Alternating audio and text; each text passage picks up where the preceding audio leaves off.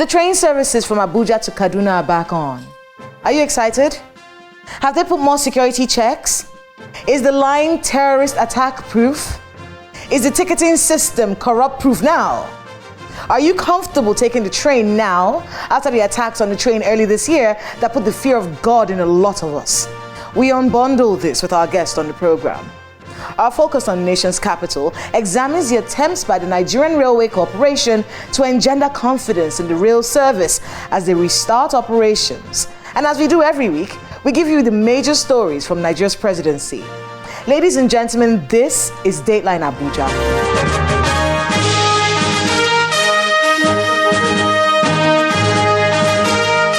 Hello and welcome to Dateline Abuja. I am Kayla Megwa. Let's begin with a wrap-up of the major stories from Nigeria's presidency. President Muhammadu Buhari has reaffirmed the commitment of Nigeria to work with Guinea-Bissau and other countries towards sustaining and strengthening democracy and good governance, both in the sub-region and on the continent. President Buhari gave the affirmation during a one-day state visit to the West African country. In a statement released by the Senior Special Assistant to the President, Mr. Garba Shehu, the President lauded the citizens for standing with President Umaru Embalo's democratic government and expressed appreciation for the conferment of the country's highest national honor, the Amilcar Cabral Award, as well as the naming of a major street in Bissau, the capital city, after him. President Buhari has assured the International Civil Aviation Organization that Nigeria will continue to make significant investments in the provision of aviation infrastructure for safe, secure, environmentally friendly and sustainable economic development of international civil aviation. President Buhari made the commitment when he received an audience the Akau president at the State House. He stated that Nigeria was championing the cause of aviation safety, security and facilitation in Africa, particularly through a recent signing into law of the Civil Aviation Act 2022. This, he notes, will reposition the industry to ensure continuous compliance with ICAO standards and meet the challenges of a rapidly growing air transport sector. I would like to assure you that Nigeria will continue to be committed to air transport liberalization and open skies. We have signed the pilot implementation of the Single Africa Air Transport Market in the spirit of EU Agenda 2063. Against the backdrop of security challenges in the country, President Buhari has lauded the engineering and local production of defense equipment, such as the armored personnel carrier. The feat, he says, is owing to his strategic repositioning of the Agency for Industrial Development. President Buhari, who gave a commendation while speaking during the commissioning of the Muhammadu Buhari Technology and Innovation Complex at the headquarters of a National Agency for Science and Engineering Infrastructure in Abuja, also hailed the domestication of foreign technologies and product development through backward integration. According to him, the new Naseni under his watch as chairman of the governing board is one pivotal legacy of this administration to the next government in 2023, as a new complex with available facilities will guarantee the future maintenance and sustainability of key national infrastructures. With our deliberate repositioning of Naseni to be at par with other similar agencies of government across the world and optimal performance, we are convinced that the future maintenance and sustainability of our key national infrastructure are assured. President Buhari has once again assured that he's committed to handing over leadership to an elected president on May 29, 2023, in line with the Constitution. He made the remark when he received the Minister of National Education, Preschool and Sports of the Kingdom of Morocco, Mr. Shakib Ben Musa, who visited the State House as Special Envoy of King Mohammed IV. Accompanied by the resident representative of the Kingdom in Nigeria, the Special Envoy reiterated to the President the friendship and solidarity of the King, the government and people of Morocco with Nigeria. The National Security Advisor, Major General Babagana Mungono, has estimated that the federal government may lose a total of $23 billion in 2023 if crude oil theft continues. Speaking during the inauguration of a special investigation panel set up to check crude oil theft in the country, General Mungono expresses worries that the nation currently produces 1 million barrels of crude oil per day, as against a 2 million barrels per day target by the Organization of Petroleum Exporting Countries, OPEC. While lamenting the poor revenues accruing from the petroleum sector, The National Security Advisor charged members of the committee to work towards reducing the menace.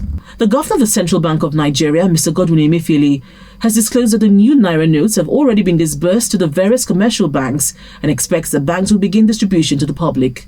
Mr. Emefiele made the declaration after a visit to the president in his country home in Daura, Katsina State. Reacting to dissenting voices from the National Assembly and the public over the cash withdrawal policy, the CBN governor told journalists that the limitation was not intended to hurt anyone. We will be reviewing from time to time how this is working, because I cannot say that we are going to be rigid, but it is not to say that we will reverse. It is not to say that we will change timing, but whether it is about tweaking some amount to be a little bit higher or a little bit lower and all the rest of them, we will do so because we are humans. We want to make sure that we make life good for our people. The Chief of Defence Staff, General Lucky Rabo, has disclosed that the security agencies and the military constantly come under pressure to compromise elections through various financial inducements, but has called on Nigerians to anchor their thrust in the military as they strive to maintain neutrality. Speaking during the ministerial weekly briefing, the Chief of Defence Staff, who provided updates and strides made by the military in the fight against insurgency, terrorism and banditry, stated that personnel are being trained to follow the codified rules of engagement before, during and after the elections. There will always be pressure from all quarters, wanting to induce security forces, not just the military or security forces, the police. That's what criminal enterprise is all about. That is what something that is wrong is all about. But what makes the difference is the professional approach to dealing with those issues, and that's what the military were committed to doing. The federal government says the second Niger bridge will be opened temporarily between December the 15th, 2022 and January 15, 2023. The Minister of Works and Housing, Mr. Babatunde Fashola, disclosed this at a meeting with stakeholders on Urban Loans program held in Abuja. He says the decision is to enhance free flow of traffic in the zone during the Yuletide season. Mr. Fashola, however, says the road will not be open to heavy trucks, but only small vehicles. We have completed work on the bridge. So if you go there now, you can walk from one end of the bridge to the other. You can drive a car from one end of the bridge to the other. But the connecting road that links that bridge to the main highway is what we want to finish.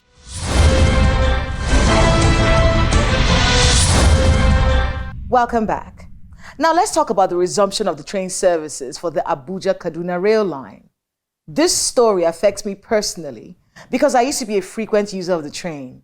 It was such a lovely option to driving or flying to Kaduna. And as most trains do, it brought people together. You make new friends on the train, widen your network, share experiences in those 2 hours and 30 minutes. When the attacks on the train happened in March, it raised so many questions. Questions that the Railway Corporation say they have answers to. And those lapses that had us concerned, they say they've been addressed. Please watch this.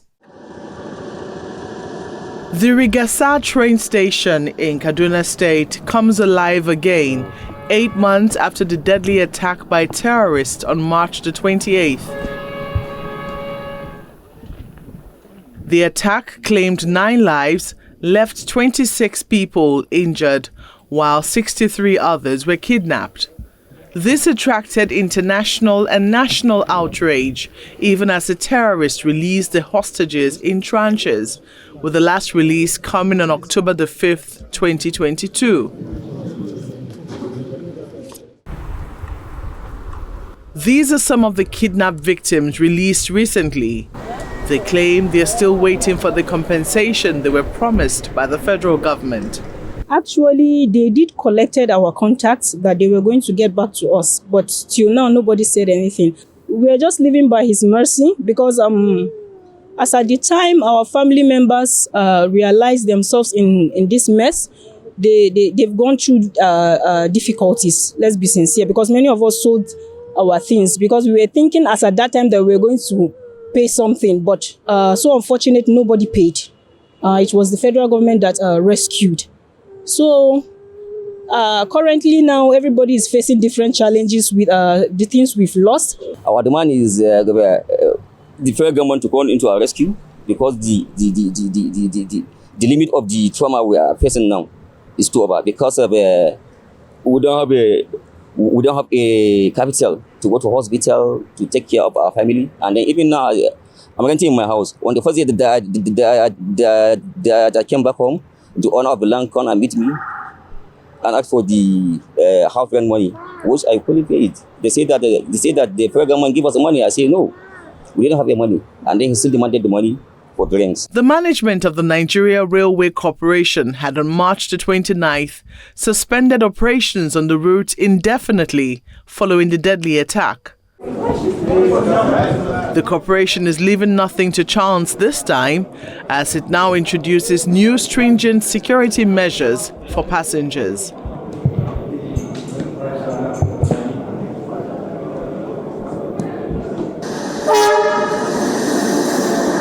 The first train took off from the Rigasa station as passengers board the train amidst tight security. Heavily armed security personnel are stationed on all coaches. However, there is a low turnout of passengers. Despite the trauma of the train attacks, passengers like Mohammed Modibo, a victim of the March 28 train attack, still prefers traveling by train. Me, I prefer to join the train because of the no shaking on the road. But if you follow transport, the road is too bad, so I prefer to join the train. There's no problem. I'll just pray. May Allah save us.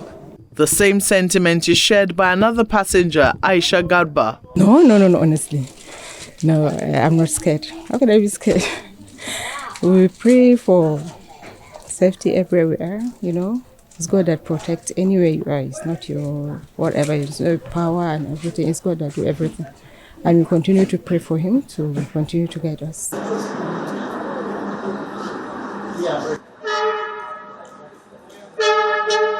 The train arrives at the Idu station, Abuja, at exactly 10:22 a.m.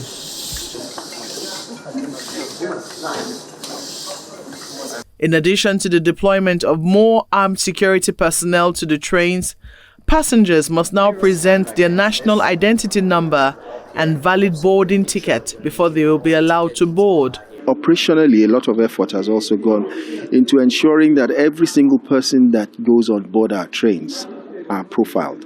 And you can see the machines that have been set up here. So anybody going on our trains, we have, not only we have the entire biodata. In terms of security, we've injected a lot of technology into the process of securing our routes and our passengers. We've also put into place we've injected a lot of human personnel as well. As you can see, the presence of personnel both on board and train, and this is replicated along the routes and all other stations. Well, you wouldn't have expected to have full complement of passengers being the first day. And, the decision to resume service today was taken within a short notice. But I hope that going forward, you will see there will be improvement in the passenger turnout. The new security measures come with some technical challenges. The system was not just giving me ticket. So I came here physically. I've been on the queue for over 40 minutes. And I see some people with tickets and I have not been able to get. I haven't seen anything, but who is going to enter the train? The head of ticketing operations shows how it works. At the stations, we've now put up ID verification devices in addition to all other things that we had previously. So there are ID verification devices now. Before you access the departure area of each station, you have to go through those devices. And when your ticket is scanned onto them, we can see that the ticket details are right, the picture and the name match the passenger. The attacks on the train in March raised several questions on the capacity of regulators of the rail service to ensure the safety of passengers. The attacks were external, carried out along the rail track, and questions will abound on what new security measures have been put in place to ensure there's no further breach along the tracks. While we await the answers to that, the Nigeria Railway Corporation is assuring Nigerians plying the route of their safety, as, according to them, all measures are in place to ensure there won't be a repeat of the deadly attacks of March the 28th.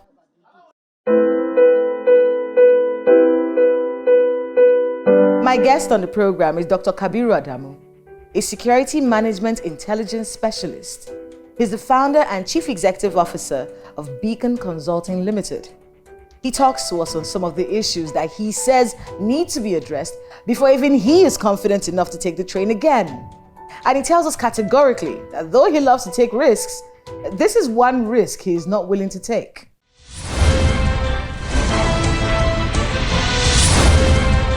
Let's talk about the train services. Now, personally, this affects me. Most of my life is in Kaduna, and I had this habit of going to the Idu train station during the weekends and then take the train to KD. And I remember when the train attacks happened, how scared I was, how absolutely terrified I was about entering anything that had to do with going to Kaduna again. Now they're saying that, the service is back and that the security checks are in place. As a security expert, could you talk to us about how you feel about reopening these services many months, of course, after the attacks on the trains? Just like you, a lot of us were very concerned because we could relate with the incident. Either we've traveled on that train or we've got loved ones who traveled on that train. And so the question is, it could have been any one of us. The new minister, of course, it wasn't the minister who was heading that particular sector when the incident happened, that is the current minister. He has come up with a lot of reassurances.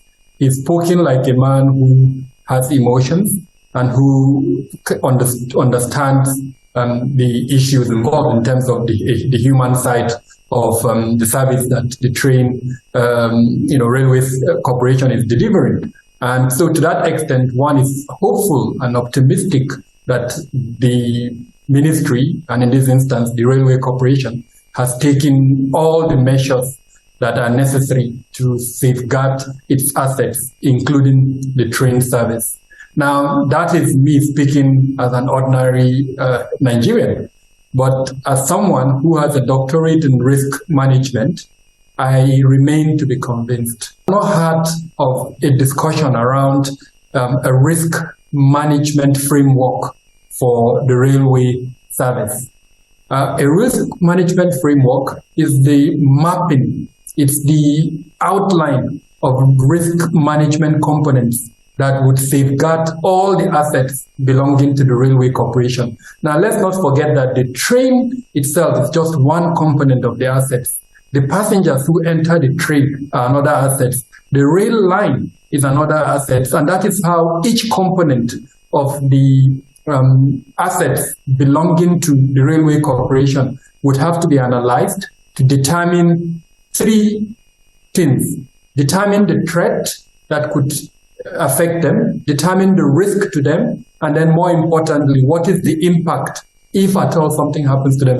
At some point when you're going on that train, it feels like you're in between rocks. And I remember thinking, is there security anywhere here? Is there a camera that is watching to see where we're going? Is there anything that is recording what's happening around us? So that's me, just as a citizen. But I want to hear the risk assessment that you did and the lapses that you noticed. And I can tell you that there are cameras both at the stations and then on the trains themselves. But there are challenges. What are some of these challenges? First off, where is the monitoring room of those cameras? And I have gone to those monitoring rooms, and I can tell you they are well equipped. Now, because your objective is to detect, it means the person sitting behind those cameras is supposed, quote unquote, to be trained. What is that person trained to look out for? He's trained to look out for abnormalities, things that would be red flags. The rail lines, they are an asset. What kind of capabilities does the railway corporation has to detect any threat adversary that comes close to that rail line? So I know at some point there was a contract to construct fences from the beginning of the rail line to the end of the rail line. Now, unfortunately, that contract was never fully implemented. I know this based on the assessment that I did.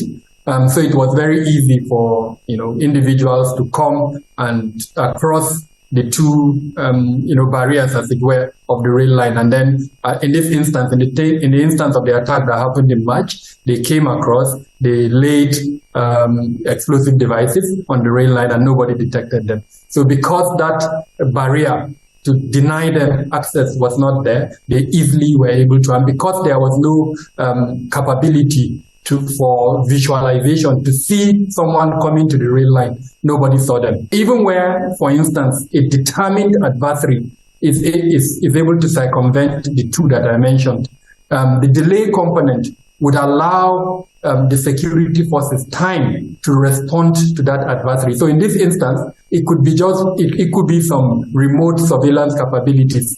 It could be a drone. It could be some, sensors that would send a signal back to headquarters, saying, look, somebody or something has circumvented the security around the rail line. A public, provision like railway service, you have to approach it from a risk management perspective. About 60 of our citizens were abducted. About 8 lives were lost. If we have provided a risk management framework ab initio when we started the service, believe me, none of that would have happened. Before we let you go, just on that particular note, there's also the fact that many people want to know those who conducted this attack in March. Have any of them been arrested? Has anyone been, called to book? Is there anyone feeling the heat right now, whether it is from the officials of the rail service or from the terrorists who attacked it? Can we feel like this thing that happened that caused the lives of our fellow citizens, has any justice been served in this matter? It's not on record that one person from the side of those who allowed this incident to happen to the side of those who perpetrated the incident. It's not on record that one of them has been held accountable. We're aware that a certain number of security forces operation has claimed to have killed some operatives who were responsible for that attack. But that's a claim.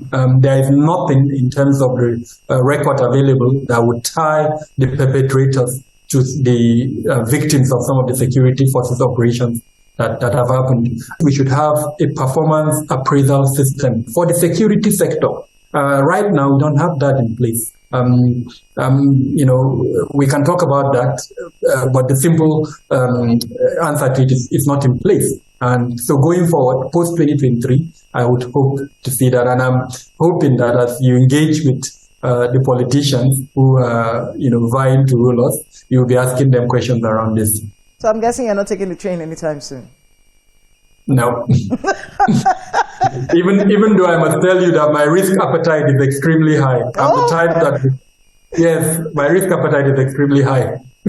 I have an almost zero risk appetite, so I will not be taking the train. Oh my goodness. Well, thank you so much, Mr. Kabir Adamu, for speaking to us, and good luck with the work that you have ahead of you. Thank you very much, and well done for all you do. I think we're in a period where we need to be more discerning, and you do, at the fourth estate of the realm, you also provide that service. So thank you very much. Thanks to Dr. Kabir Adamu and to everyone who spoke to us today on the program. Whatever is worth doing is worth doing right. When it comes to security in Nigeria, there's either not enough information, giving room to speculations, or too much information on what is not being done, which in turn leads to panic. The trains are working again, and those who manage this service should see it as just that, a service to Nigerians. So what should be top on their minds is how to ensure that Nigerians are served better and protected. Accountability should be the watchword of all those involved in this train service. And I, along with millions of Nigerians, want to see justice served. The attackers who did this, as well as the staff of the Railway Corporation, the Ministry of Transport, and security agencies who dropped the ball and allowed this tragedy to happen in March, must be held accountable. So our brothers and sisters who were killed in a train attack in March get justice. That's Dateline Abuja this week. Please let us know the happenings in your neighborhood using the social media handles showing right now on your screen. Thank you so much for watching. I'm Kayla Megwa. See you next time.